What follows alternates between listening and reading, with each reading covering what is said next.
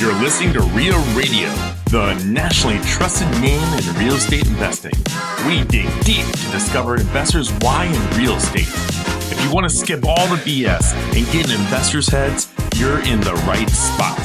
Be one of the thousands to check out REIARadio.com. This episode is brought to you by Timber Creek Virtual. At Timber Creek Virtual, we don't just keep your business running, we take it to the next level. Our virtual and executive assistants handle all the everyday tasks so you can focus on what really matters, growing your business. Need clarity on your financial performance? Our expert bookkeeping services keep everything organized, so you always know where your business stands. With our seamless transaction coordination, you never have to worry about the details. Just close the deal. We've got you covered with cutting-edge digital marketing, proactive lead generation, and expert acquisition management. Plus, we handle the cold calling and messaging too. Let us handle the big C work so you can handle your business. Visit timbercreekvirtual.com/services and see how we can make your business soar. Welcome to the Real Estate Rundown with Owen Dashner. Kaasch. Yeah, I like that wrestling voice. It's like a Grand Theft Auto. That's where I got that from. Oh, I like that. Yeah. They did that on the radio channel you listen to. We seriously need to start doing some voisamers. I think that we can make some good money. You think so? Oh yeah, why not? Yeah, another income stream. I'm all about some income streams right now. Samesies. Okay, so before we jump into the podcast we have today, I guess this is jumping into it. I just want to jump right into it. All right, jump in, buddy. Around New Year's, man, you had a string of bad luck, and we've been so rushed on these intros lately that I have not been able to follow up with you and ask how your two fires have gone and what concluded out of those investigations. Okay. Oh, boy. For those of you not familiar, last week's Real Estate Rundown, I talked about a fire that happened in a multifamily property that I have. That might have been 2 weeks ago. While we're sitting here recording. Yes. This was hot off the press, literally hot. And okay, so the deal was I'm getting this flurry of text from my property manager. He's sending me all these pictures. I see a bunch of burnt stuff in these pictures he's sending. I haven't read all of the X. It's a lot. And I'm like, oh, man, this is not good. He wouldn't be sending me this if it was good. Mm-hmm. And anyway, so the deal was what I now know. They've done this investigation on how a fire started. So it started on the doorway, the entry door into this tenant's apartment. Oh, it's inside the apartment. It was on the outer, the outside of the door. Okay. And all I knew, like last week, was that someone had used, quote, an incendiary device. Yes. And I'm like, what does that even mean? Arson. Do you want to know what it means? It means they took a frickin' Molotov cocktail and threw it against the metal entry door to that person's apartment. Trying to kill him. Yes. And so they did that. It obviously exploded. And this is a metal frame commercial door, right? The whole thing was just torched. It was completely black. Yeah. And I'm like, oh my God, like Molotov cocktail. Yeah. Could you imagine? Are we in Russia or what? I know, right? And I'm like, okay. So they're trying to do this investigation, right? So the cops are involved, the fire department. You're there now? This is later. Okay. So they're interviewing neighbors, see if they saw anything. They're interviewing the person's apartment, whose it was. This is so good. Yeah. And so here's what I have. So my property manager contacts the tenant, and they're like, there's a string of screenshots that I'm reading with this text thread, my property manager and the tenant. And he's like, did you see who did it? And I quote, here's what the tenant said. Okay. I think someone did this to my door by mistake. I work at the Nebraska Med Center and recently got an award for being friendly, period. What? And I run a chess club, end quote. So we're like, what in the world does that have to do with anything? Anyway, so apparently if you run a chess club and you get a nice person award, nobody's going to firebomb. Nobody wants to kill door. You. Yeah. Turns out it actually was targeting this person that they think, and I don't believe they've caught the arsonist yet with this, but so here's the. I can't wait to hear the connection. I'm going to fill in the blanks for you. So this all happened. So the hallway is just black, soot covered. The ceilings, smoke obviously smoke's rising. It's all the ceiling's black and the drywall, the door, the carpet is torched. And these are like commercial carpet squares, right? Yeah. So they're probably, I don't know, like 12 by 12 carpet squares. And they're nice because you can peel them up and replace them if you need them. The downside to buying those is they will eventually get discontinued. And if you don't have a whole bunch of them, you're screwed. And this is a, fairly large, it's got 4 levels, this apartment building. So I was like, great, I don't have enough of those replacements. Now I'm gonna have to replace the entire floor of flooring and figure that out. And so my first task after I left here in a panic last week was I called my insurance agent and I'm like, hey man, can you look up what my deductible is? Here's a situation, gave him a quick rundown, right? And ask me what my deductible is. Just ask me. 3% of the value of the building. It is $100,000 is my deductible. Yep. So I'm like, okay, go ahead and start on repairs. Looks like this is coming out of pocket. Yeah. And this is following up. So just to recap, the week before on New Year's Eve, I had another fire. The hallway one happened after the Molotov cocktail excitement. The first fire was in an apartment. It was an oven fire, and the kitchen got soot down, smoke and soot and all that. It's not that big of a deal. I mean, it sucks because I'm gonna have to replace, probably countertop and appliances and blah, blah, blah, blah, paint, flooring. Mm-hmm. But yeah, so that's where things sit right now. They haven't found the perp yet, but that's still being investigated. Okay, but is the building, all the units livable? Because yeah, they're fine. Yeah, and I don't know how, but it got contained to the hallway. It didn't actually enter under the door. Thank God, in that person's apartment. I mean, it could have been much, much worse. But this is in 20 years of doing this, my very first Molotov cocktail story that I've been able to tell. So I'm sorry, that's the silver lining. I'm sorry, but if somebody's throwing a Molotov cocktail at your house, you know why. Oh yes, I know. You right? might not be admitting it, but I know. You know. Hey, maybe the chess club didn't go as well as they thought, and this is retaliation. You slept with somebody you weren't supposed to sleep with. You did a bad business thing. You killed somebody at the hospital. Exactly. Something happened, and Yeah. Now it's checkmate for that person. See what I did there? Yeah. But yeah. So that was my week. But dude, I will tell you, for the last year, it probably doesn't come through on the podcast because I try to be peppy and all that. But I've been pretty down the last 2024. I've mentioned this before. Really sucked for me. With a lot of different, projects, properties, just, personal life was fine other than a couple of funerals I wasn't planning on and all that. But 2024 will stick in my memory forever as not being a good year. I can't believe how many hugs I had to give you this year. I mean, thanks, buddy. I just play that up just so I can get more teddy bear hugs. We went to Vegas in 24. That's right. That different rooms. That was a high point. That's true. That is true. There were some definite good things, but overall, I'm going to chalk 2024 up into not being my favorite year. Yeah, I get that. 2025, my whole mantra was, the whole survive till 25 thing. Like I feel like I have my mojo back. You're set up for success this year. Yeah, I am really excited. I have some cool progress going on, some big projects finally that I'm pumped about. I made this proclamation, a couple of weeks ago where I was like, I'm turning off marketing for my flipping business, right?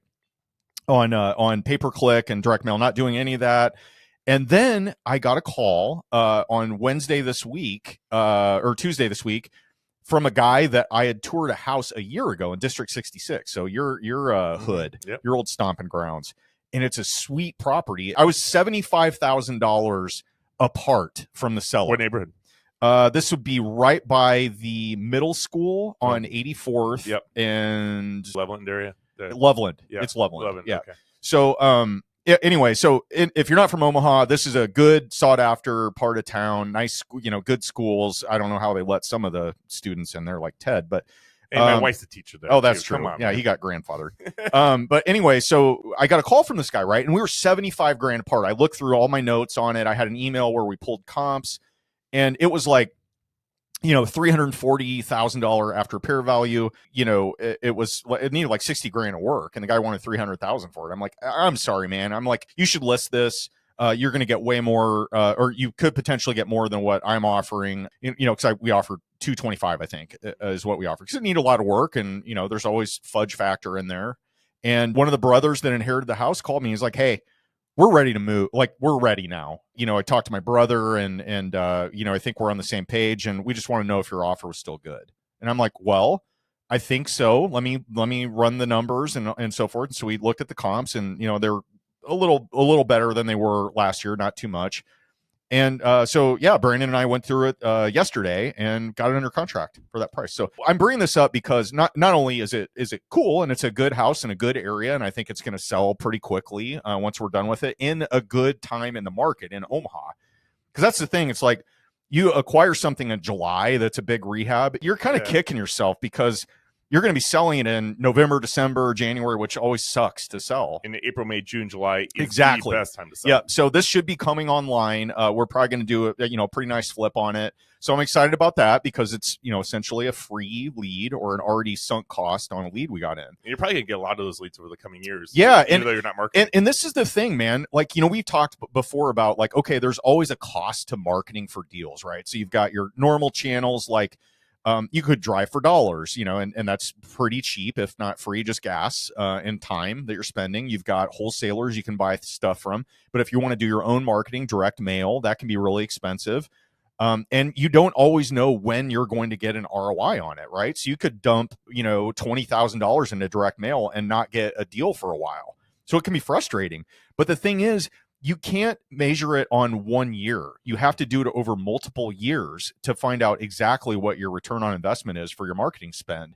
And this is a case in point. This is a year-old lead that came in, and now they came back around, and we're getting a pretty good deal on it. That makes sense, I think, for both sides because they get a quick and easy cash transaction, and we get an opportunity to make some sweat equity out of it. So I'm pretty excited about it. Having somebody call through that database of the leads that you've already kind of gone through would probably be a really good ROI for you, right? Yeah. Now. Like, hey, we're not going to spend more money, but maybe we'll just have somebody fish through our leads that we've already have. Yep. And so my partner in this, Brandon, we're going to try and be pretty selective about what we buy this year and not just buy stuff because it's a deal off market and we have a chance to make a little margin on it or whatever. Not that we're not flipping about it, but 2024 we probably got stuck on 3 or 4 flips where we lost money.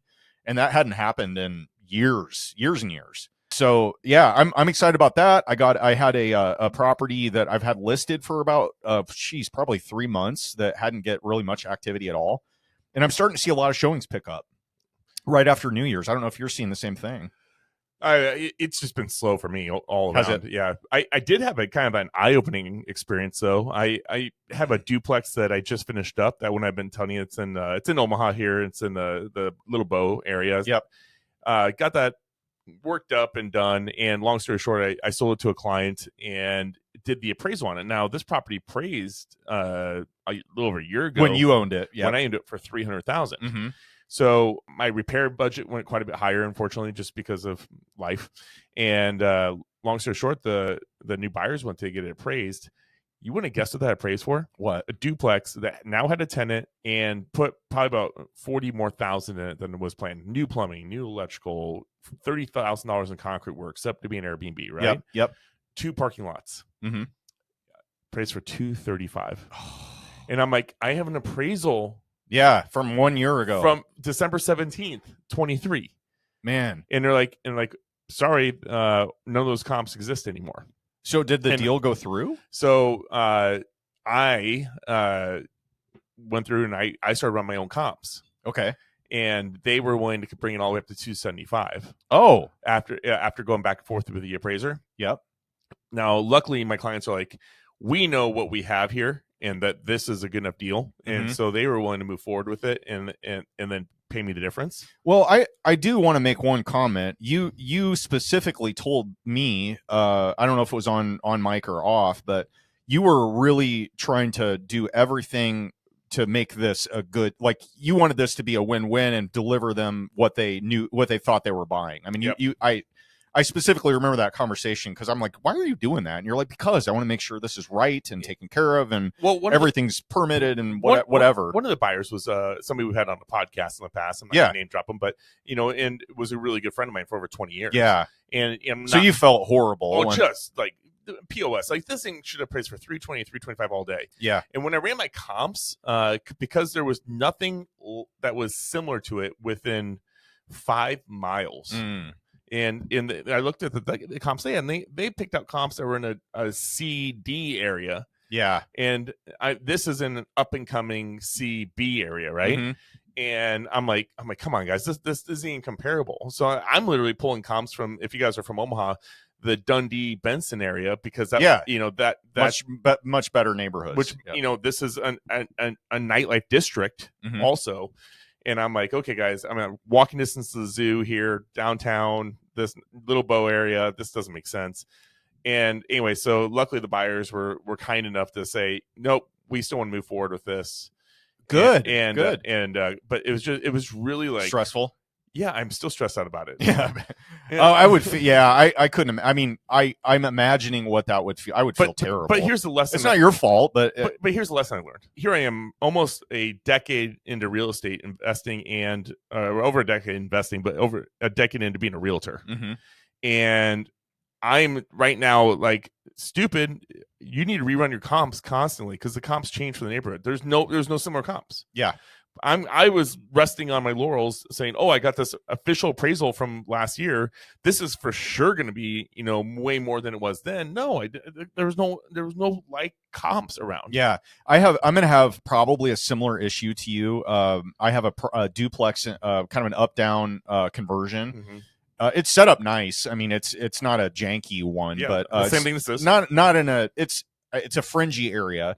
And it's like, I don't know how to price this thing.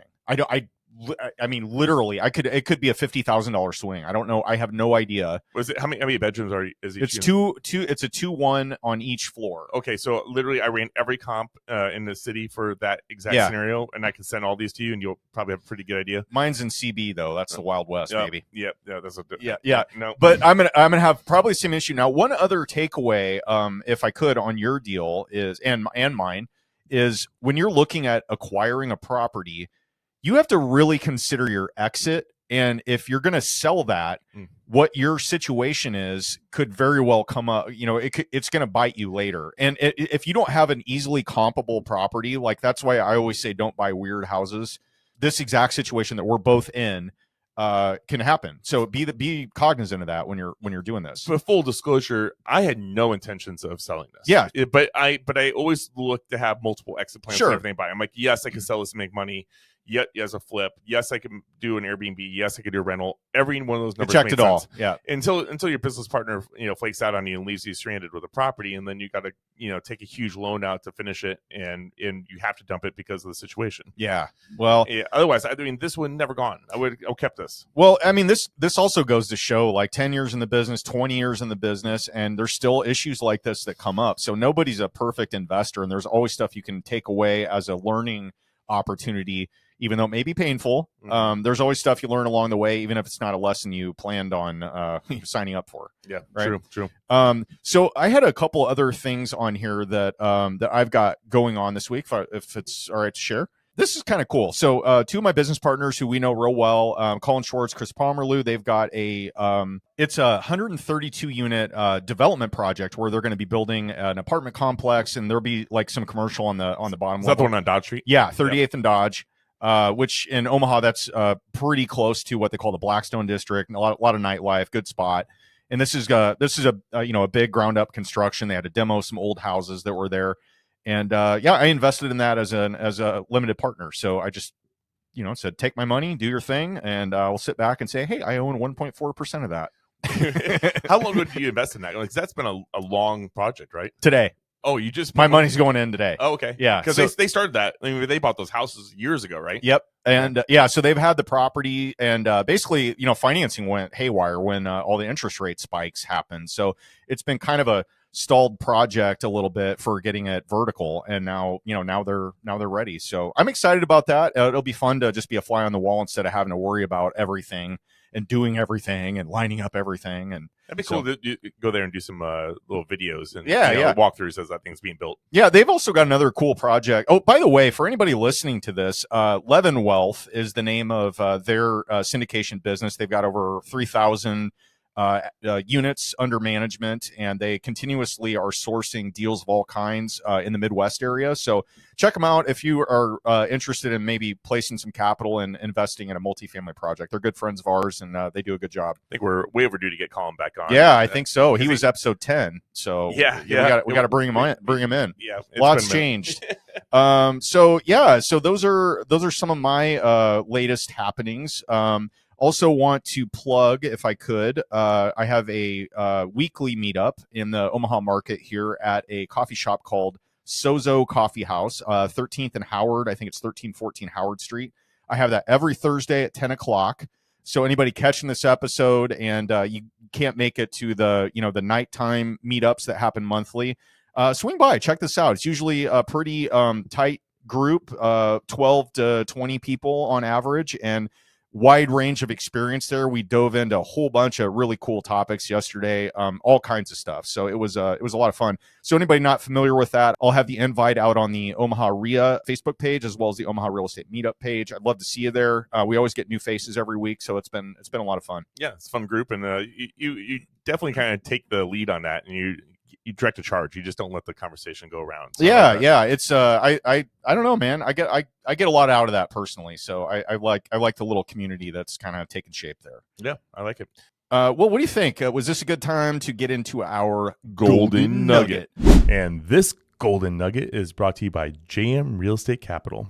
Hi, it's Rob, JM Real Estate Capital. We're the money guys that you need to know for all your real estate investments. Talk to us. We can do what your local bank can't or won't do.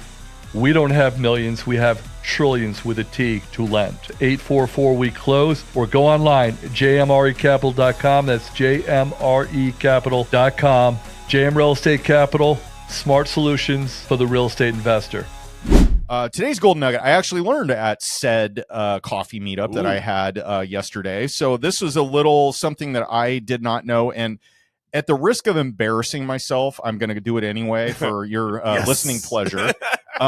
I did not realize until, and I vividly remember this, and I feel really stupid, and I feel really American for not knowing this. Did you know, Ted, that Sharia law, according to the Quran, if you're a believer in that religion, you are not allowed to charge interest or pay interest on a loan. No. So you cannot get a mortgage. How did that come up? Funny story. So I was taking an Uber like a good boy to the when the meetup that we had was at Patty McGowan's, this local bar.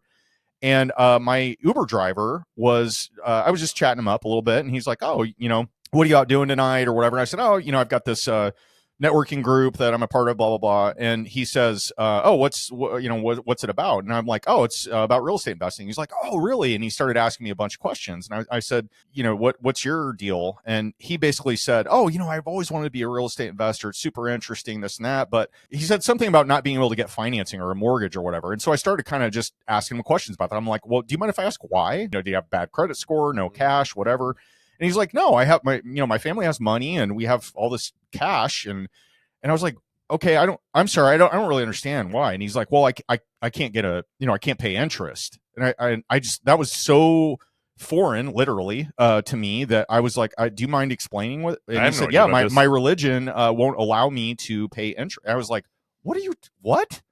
So I kind of researched that a little bit, and I was just like, wow, I had no clue. None. I had no idea either. Yeah. And so David Bader was at the meetup yesterday, and his girlfriend, Mary Pierce, has, like, don't quote me on this. She's probably gonna be mad because I'm butchering this, but she spends a ton of time over in the Middle East. So Qatar, Saudi Arabia. We're supposed to have a podcast. I know. She bailed on us, yes. Mary. But anyway, so I was asking her questions, and she brought up Sharia law and added some more color to this whole thing. And so I printed out this page that she sent me because she's working on a way to, I'm not going to use the word circumvent, but basically it's kind of a way to get into investment real estate without basically, having issues with the religious part of the puzzle here. And so Sharia law prohibits charging and receiving interest, which is a key element of regular mortgages, obviously. And then I'm going to butcher this pronunciation, but gharar, Gharar, is speculation or contractual uncertainty, gambling, financial agreements that should not involve harmful activities like producing or selling alcohol or pork. So you're not supposed to be involved in any of that if that's your religion. Anyway, I don't know if this is fully fleshed out, but I think she's been working on or is involved in some type of a way that's still possible for people in that religion to invest somehow. I don't know all the details on it, but we're going to get her on here, and I'm going to put her on the spot, on the hot seat. I tell you what, when you hear about Sharia law in the news, I mean, it is portrayed in a very negative way. Yeah. Like, my mind doesn't go the right way when I hear about that, because I've never heard anything positive. Yeah, it's just it's all news. It's all news. Yeah, you know what I mean, it's part of their belief system, and I'm sure Christianity or whatever your belief is. There's weird stuff in all of it. Scientology, whatever. So yeah, that's just one kind of aspect of that religion that I was not aware of, and I feel pretty ignorant about it. Based on the podcast that we just did with Mike Stoller that we just recorded that will come on Wednesday, man, I was writing down golden nuggets. Oh, man. Guys, stay tuned for Wednesday's episode. This dude is I don't even know how to describe what he's just done so many things. I mean, I literally, just to give you an idea of things I wrote down for golden nuggets, I was like, I'm not going to explain it now. I'll let you listen to the podcast. But I was like, warning signs of a bad property manager. Mm-hmm. We got in depth in that. When somebody asks who you are, your quote unquote elevator pitch. Yep. Who are you, and how are you answering that to make more questions asked and not giving too much, right? And how he kind of slow rolls the conversation when he's meeting with people that he potentially could raise capital from. I thought that was a really interesting approach to how he did that for raising his syndication or money. Sources of giving capital. Sources of capital. Yeah, like really, really, really good conversation. Or how do you know when you're buying a good multifamily versus a not so good multifamily? Little trick with driving by parking lots and taking looks. Yeah. So stay tuned for that. It's going to be it's a wide ranging episode. But if you ever had any interest in what's it like to own a hotel, how do you go about doing it? What's the difference? Yeah, buying commercial properties via subject to and seller financing. He dug into that. That was fascinating. And then also, how he has now moved into investing internationally in Europe, Spain specifically, where he's got a hotel that he's looking to buy over there, a boutique hotel. Super cool background, and just he's got some crazy stories about when he was a commercial airline pilot. Lots of fun. You pretty much buddies with Robbie Kiyosaki. Yeah, he's met him in person multiple times. Stay tuned for that episode. Mike Stoller, who's got his own podcast, The Richer Geek. So if you want to check that out, he's had some really good guests, including local favorites here, Jake and Gino. Not local to Omaha, but a lot of people here have been involved in their coaching programs. Yeah. So I think you guys enjoy it. I think you're gonna get a lot out of it. There's so much content there, and we like to kind of try to do a lot of the BS talking, but really we couldn't stop. It just kept on getting right into the good stuff. Yeah, so, longer episode, but I think well worth it. Definitely invest your time in that. Yeah. And if you listen to us for the first time or the 180th time, we do appreciate if you leave us a 5-star review on whatever format you listen to. And the biggest gift that you give us is passing this on to somebody that would appreciate this content, because that's what we do this for, is for that. That's right. It's all for you. With that, Owen Dashner, we see us out. On behalf of REIA Radio, Aiden Bear, and Ted Kaasch, I'm Owen Dashner, and you've been listening to the Real Estate Rundown. This episode is also brought to you by PropStream and Magic Door.